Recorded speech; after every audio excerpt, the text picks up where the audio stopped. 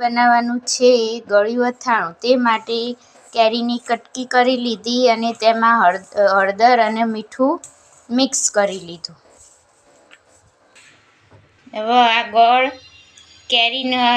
કેરીનું એની અંદર રાઈના કુરિયા અને મેથીના કુરિયા બે મિક્સ કરી, જે આપણે ઘેર જ બનાવેલો મસાલો છે. અને આમાં ગોળ લઈ લીધો ગળ્યું અથાણું બનાવવાનું એટલે. હવે એની અંદર ગોળ મિક્સ કરી દેવાનો.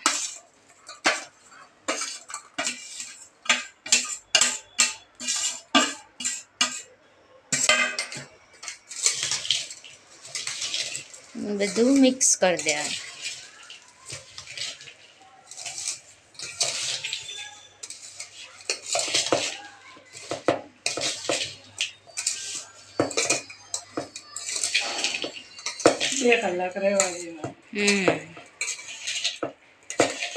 હવે આને 2 કલાક રવા દેવાનું એટલે સરસ ગોળ ઓગળી જાય.